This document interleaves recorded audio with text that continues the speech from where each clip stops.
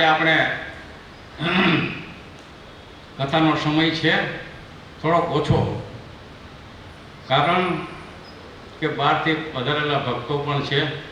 તો હવે આપણે 5 મિનિટ કહી અને પછી તમને જે આયોજન હોય તે દર્શાવજો.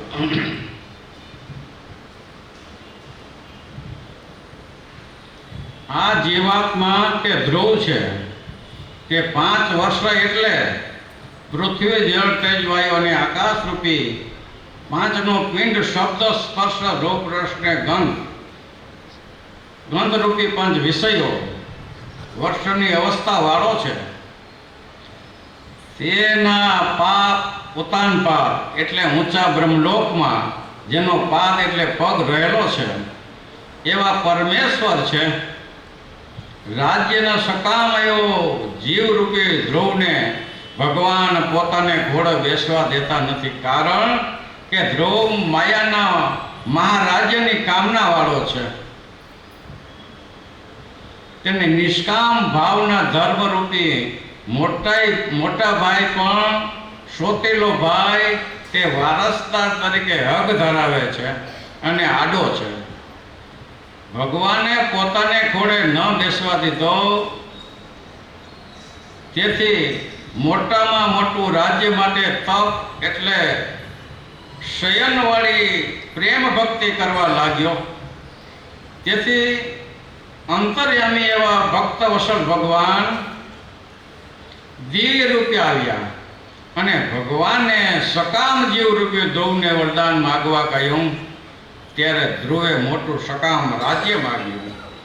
ભગવાને ધ્રુવનો તારોડિયો જે સૌથી મોટું રાજ્ય તેને આપ્યું, તેમાં રોકાઈ ગયો. જ્યારે નિષ્કામ ભક્ત થઈને મોક્ષ માગશે ત્યારે ભગવાન મોક્ષ આપશે. જો પ્રથમથી જ મોક્ષ માગે તો જલ્દી મોક્ષ આપે. પોતે પણ આ વાત સમજી રાખવી. આપણે સૌ કોઈ વાત જાણી છે એટલે એનું વધારે વિવેચન નહીં કરી, પણ ધ્રુવને ભક્તિ કરી તો શું કામને કરી? ધ્રુવે શું કામને કરી? એની માએ મેળો માર્યો કે તારે બાપના ખોરામાં બેવું હોત ને તો મારે પેટ જન્મ લેવો પડે તો તને બેવા મળે. તો મારે હવે રાજ્ય મેળવવા માટે તપશ્ચર્યા કરું, બીજું કાંઈ નહીં. પણ રાજ તો મારે મેળવવું આવી સકામ ભાવના, નિષ્કામ ભાવના નથી. ખૂબ તપશ્ચર્યા કરી છે. જો જાજી વાત કરશો તો બહુ લાંબી છે. ધ્રુવજી જ્યારે એક આંબલીનું ઝાડ હતું ત્યાં પ્રદક્ષિણા કરતા ને સાંભળતા, ભજન કર્યા કરતા, મંત્ર જાપ કરતા, ભગવાનને યાદ જ કરતા, બીજું કંઈ ન કરતા ને તપશ્ચર્યા કરતા. તો એક વખત ત્યાંથી નારદજી પસાર થયા. નારદજીનું કામ આવું, નારદજી બધે ફરતા જ હોય, સમજી લેવું. એને ક્યાંનું વાનું કરવું હોય તો એ કરતા. નારદજી એવું કોઈ ન થવું, એને એવું થવું ખરું પણ એવું કામ ન કરવું. નારદજી સંતે જ હતા, બધાને મોક્ષય કર્યા છે, પણ એવા ગુણ લેવા એમાંથી કે એ જે બીજાના કલ્યાણ કરે ને એવા ગુણ લેવા. વાન કરતા, સમાચાર પહોંચાડતા, એવા કામ સાચા ખોટા ન કરતા સાચા, પણ લાગતું એવું કે આ નારદજીના બધા ધંધા. એ નારદજી અહીંયાથી એક વખત નીકળ્યા કે ધ્રુવજી એમ જોઈ કે નારદજી છે, બોલાય તમે? તો કે હું ભગવાન પાસે ભાઈ જાઉં છું, વિષ્ણુ પાસે. તો કે તમે એને પૂછતા આવજો કે મને દર્શન કેદી દઈશી, એટલું જ પૂછતા આવજો, બીજું કાંઈ મારે પૂછવું નથી. તો નારદજી કે ભલે કાંઈ વાંધો નહીં, પૂછતો આવીશ. નારદજીને વિષ્ણુ પાસેથી કાંઈ કામ હોય ને, કોઈને સમાચાર હોય ને પહોંચાડે. એ નારદજી કામ કરતા બધું. વાં જઈને જે કાંઈ કામ કંઈ જતું એ પૂછીને પછી કે ઓલો એક છોકરો કે એમાં તપસ્યા કરે છે, એ કહે છે કે ભગવાન મને દર્શન કેદી દઈશીએ. તો એને કહેજે, વિષ્ણુ કહે કે આંબલીના જેટલા પાંદડા છે ને ઝાડવાના, એટલા યુગ વયા જાય છે ને પછી હું દર્શન દઈશ. આંબલીના પાંદડાના ઝાડ જેટલા છે એટલા યુગ વયા જાય છે ને પછી હું એને દર્શન દઈશ. નારદજી મૂંઝાણ. હવે મારે મને કેવું તપ મૂકી દે બીજું કંઈ કરે, પણ છતાંય નારદજી ગયા આમાં પડખે નીકળ્યા એટલે દેખી ગયો અને આમ આવ્યા નહીં, પણ બોલાવ્યા પછી, એ નારદજી અહીં તો આવો, શું સમાચાર લેવા એટલો તો કયો. તો કે સાચું કહીશ તારે સહન થશે, પણ કયો તો કરે ને, સાચા આપણે ગમે તે સમાચાર દીધા, ભગવાને તમને વાત કરી હોય એ તો કયો. તો કે એને એમ કીધું છે ભગવાન વિષ્ણુએ, એ કે આંબલીના જેટલા પાંદડા છે ને ઝાડવાના એટલા યુગ વયા જાય છે ને, ત્યાં લગી તપસ્યા કરીશ ને ત્યાં ભગવાન દર્શન કરે દઈશ. અને કે જે ભક્તિ કરતો એ જ નાચવા માંડ્યો, કે એ ધ્રુવ એવો નાચવા માંડ્યો કે વાહ, ભલે ને એટલા યુગો વહી જાય પણ મને દર્શન તો દઈશે ને. તો કે દર્શન દઈશે. એવી તીવ્ર શ્રદ્ધા લાગી ભગવાનની, તો ભક્તિ ખૂબ કરવા લાગ્યો. પણ તે જ ક્ષણે વિષ્ણુ પોતા એવા જે નારદજી ગયા નથી ને ત્યાં આવી અને દર્શન દીધા. ઓહો, નારદજી કે પણ આવા સમાચાર ખોટા ન દેતા હોતો કે હું કે આટલા યુગો વયા જાય, કે ભાઈ એમ નથી, એ તો એનો સ્નેહ એમ અમારા વિશે એને એવી નિષ્ઠા છે, એટલે યુગ વયા જાય તોય દર્શન દેવા તો આવશે ને. ભલે ને એટલા યુગો વયા જાય, કેટલા વયા ગયા પહેલાં ખબર નથી, પણ હવે તો એટલી ખબર પડી ગઈ કે આ ભગવાનનું વચન છે કે આટલા યુગ વહી જાય તો દર્શન દેવા તો આવશે. ત્યારે કહે છે કે માગ માગ, શું માગ? વિષ્ણુ ભગવાન એને કહે છે ધ્રુવને, તો કે મારા બાપે નહીં ને એના બાપે નહીં ને એને બાપે નહીં, એવું જે રાજ હોય ને એ મને મોટું આપો. ભગવાન કે તથાસ્તુ. ધૂળનો તારો એટલે હવે ગોબર ગોળિયા બીજે ત્રીજે બધે પગે લાગ્યા. ધૂળનો તારો છે ને એ તપે કરીને પ્રકાશવાળો થયો છે, એમ શાસ્ત્રમાં બધા ઉલ્લેખો છે, શાસ્ત્રમાં ઉલ્લેખો છે. પણ શાસ્ત્રમાં હકીકત પછી લખાણી કે ધ્રુવજી છે એ નિષ્કામ ભાવે ભક્તિ નહોતા કરતા, સકામ ભાવે કરતા હતા. શું? તો કે એને એની રાજ પ્રાપ્ત કરવાની ઈચ્છા હતી, એ સકામ લખાણા. અને પ્રહલાદ કેવા લખાણા? તો કે નિષ્કામ ભાવના. જ્યારે નૃસિંહ ભગવાને એને જ્યારે બચાવ્યો ત્યારે નૃસિંહ ભગવાને પણ એને વચન આપ્યું, બોલ બોલ શું? તો ભગવાન માગ માગ શું? ત્યારે પ્રહલાદે શું માગ્યું? પ્રહલાદે માગ્યું કે ભગવાન તમે મારી રક્ષા કરીને રક્ષા હું નથી માનતો. એ શું બોલ્યા પ્રહલાદજી કે આ એને રક્ષા કરી રક્ષા નથી માનતો. દેર આજ નહીં તો કે 5, 25 કે હજારો વર્ષો પછી પડવાનો તો હતો જ, તો એ કઈ રક્ષા હું નથી માનતો.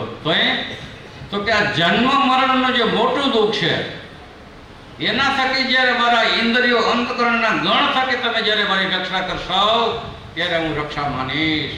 ભગવાન હતી નૃસિંહ ભગવાન રાજી થયા. તો કે જા તો હું મારા લોકને પામીશ, એની મુક્તિ મળી છે. સકામ અને નિષ્કામ બે ભક્તિ છે ભેગી.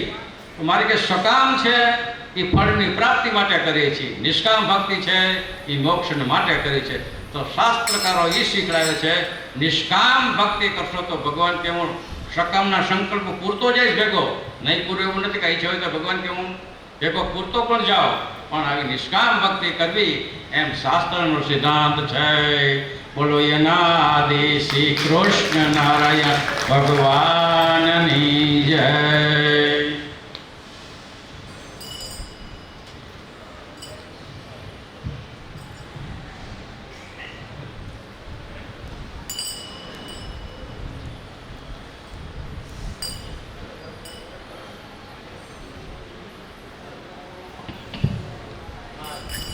બોલો નાદિ શ્રી કૃષ્ણ નારાયણ ભગવાન. આજે આપણે કથાનો 5મો દિવસ. 5 દિવસથી ભગત આપણને પ્રગટ ભગવાનનો કથા અને લીલા ચરિત્ર રહસ્યની વાત કરી રહ્યા. એ આ કથા ચરિત્ર ક્યારે કરી શકે? વક્તાઓ તો ઘણા હોય, આપણે કોઈ વક્તાઓની નિંદા ટીકાની વાત નથી, શાસ્ત્રકારો જ કથા કરતા હોય. પણ જેને સ્વયં ભગવાનનો યોગ હોય, જેણે સ્વયંમાં ભગવાનને ઓળખા હોય, રાજી કર્યા હોય, સેવા કરી હોય, એનું આ બધું કામ છે. ભગવાન પૃથ્વી પર મનુષ્ય દેહ ધારણ કરીને આવ્યા હોય અને એના ભક્તો પણ મનુષ્ય જેવા જ હોય.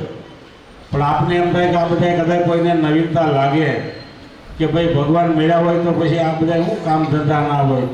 ઘણાને આપણે વાત કરીએ તો કે ભગવાન મળે પછી એને સંસાર એને કંઈ લેવા દેવા જ ન હોય, તો હું આખી દુનિયા કંઈ બાવા થઈ જાય. આપણે પૂર્વે બધા અવતારો જોયા રામચંદ્ર ભગવાન થઈ ગયા, કૃષ્ણ ભગવાન થઈ ગયા, આ બધાને આપણે કથાઓ સાંભળી તો તેથી બધા હતા ને માણસો, હે કોઈ જે મૂકીને જંગલમાં વહી ગયા હતા. કૃષ્ણ પરમાત્મા ગોકુળ મૂકીને મથુરા આવ્યા, ગોકુળ ખાલી થઈ ગયું. મથુરા મૂકીને દ્વારકા વહી ગયા, મથુરાવાળા ક્યાં ગયા હતા, દ્વારકા ભેગા વહી ગયા હતા. પણ ભગવાનની જે લીલાઓ છે એ ભગવાનની લીલાઓ કોણ કહી શકે કે જેને પ્રત્યક્ષ ભગવાનને પોતાની નજરે નિહાળ્યા હોય, ભગવાનની કૃપાએ કરી. કથામાં કાયમ ભગત આપને દાખલો આપે છે વક્તાશ્રી કે પહેલાં ઋષિમુનિઓના રાફડા થઈ જતા તો કાં આકાશવાણી અને કાં ભગવાનને ક્ષણ માત્ર દર્શન દેવા પધારતા.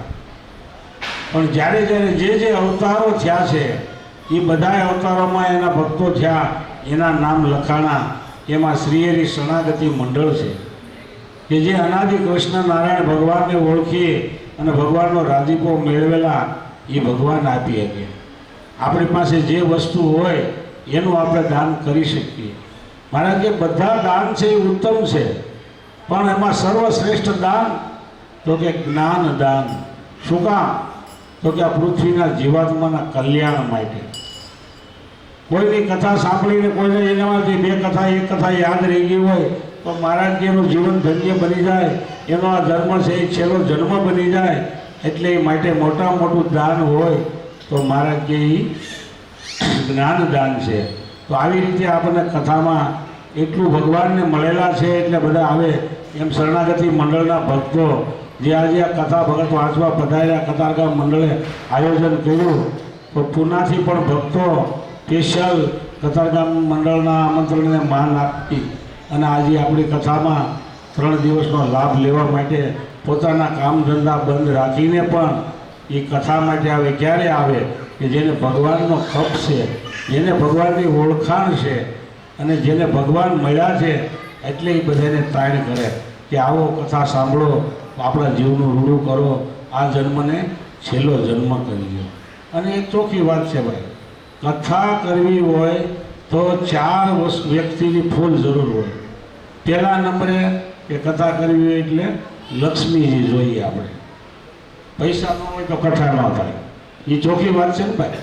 હે આપણા બધા ભક્તોને કહીએ છીએ ભાઈ રોજ રસોડું ચાલુ છે, અહીંયા બધાએ અહીંયા ભજન કરવાનું છે, સમૂહમાં ભોજન કરવાનું, બધાએ કથામાં આવવાનું, પ્રસાદ અહીં લેવાનો. એટલે પહેલાં પ્રસાદ માટે આપણે પૈસા જોઈએ. એટલે પહેલાં લક્ષ્મીજીની જરૂર પડે. બીજી તો કે વક્તાની જરૂર પડે, વક્તા વગર કથા થાય નહીં. હે ત્રીજી તો કે શ્રોતાઓની જરૂર પડે. હવે વક્તા લઈએ એવી વક્તા બે આપણે આપણી ઘેરે રોડ માથેથી બે લઈએ તો વક્તા શું કરે? એટલે શ્રોતાએ જોઈએ કથા, નકર વક્તા લઈએ જાય. હવે શ્રોતા હોય તો ન થાય પૂરું. આવીને સગનભાઈ એમ કે કાલે 5 લાખ રૂપિયા કથા કરી નાખો, હું મારી ઘેર જાઉં. તો આપણે કથા કરવી તો પછી વક્તા લઈ આવવા પડે, વક્તા લઈ આવી અને સાંભળવાવાળા શ્રોતા લઈ આવવા પડે. અને કથા કરવી હોય તો આ જમવાનું આમંત્રણ આપણે આવી એટલે સ્વયંસેવકો પણ જોઈએ આપણે. તો જે આ 4 વસ્તુની જરૂર કથા કરવી એટલે પહેલાં પડે. પહેલાં લક્ષ્મીજી, વક્તા, શ્રોતા અને સ્વયંસેવકો. આ 4ને ભેગા કરો ત્યારે આ કથા થાય. પણ 4 ક્યારે ભેગા થાય કે જ્યારે સાત્વિક માણસો બધા ભેગા થાય તો. પૈસા તો ઘણા ઉઘરાણા થતા હોય, ઘણા આપણે એમ કે ભાઈ પ્રોગ્રામ કરવાનો વાળીએ પાર્ટીમાં મારા તરફથી આવો 10,000 લઈ જાઓ, આજ બધાને આમંત્રણ આપી દો, ભજીયા પ્રોગ્રામ કરી નાખી. હે પણ એ તો આ લોકનું થયું. પણ પરલોકનું કરવું હોય તો કે એવા જીવાત્માઓને અહીંયા આવવું પડે. એવા જીવાત્મા હોય સાત્વિક. મહારાજ કે સાત્વિક માણસો છે એને મંદિરે જવું, દેવ દર્શન કરવા, કથા સમયા ઉત્સવ કરવા, એવા સાત્વિક માણસોને ગમે. સંતો, સાધુ પુરુષો, ગુરુઓ આ બધાય એને ગમે મહારાજ કહે. અને એવા કુટુંબો ઘણા છે મહારાજ કહે. ત્યારે આજે આપણે કથામાં બેસી ગઈ. તો આજે આપણે કતારગામની આ કથાના આયોજનને માન આપી પૂનાથી પધારેલા શ્રી કિશોર ભગત ટાક પધાર્યા છે. એને પણ આપણે 10 મિનિટનો ટાઈમ આપી કે હજી બીજા ઘણા કાર્યક્રમો બાકી છે. બીજા નંબરમાં કે આપણને આ હોલ આપને ભાડે આપવામાં આવ્યો છે ત્યારે એણે 11 વાગ્યાની આપણે મુદત આપી દીધી છે. એટલે 11 વાગ્યા આપણા સ્પીકરો બધું બંધ કરી દેવું પડે છે. કાલે આપણે 2 વાર એને સૂચન કર્યું હતું અને આપણે જો કદાચ 11:30 કરી તો બીજી વાર કોઈને આવા ધર્મ કાર્ય હોય તો આપણે હિસાબે બીજાને આ લોકો આપે નહીં. એટલા માટે આપણે એ ધ્યાનમાં રાખવાનું છે.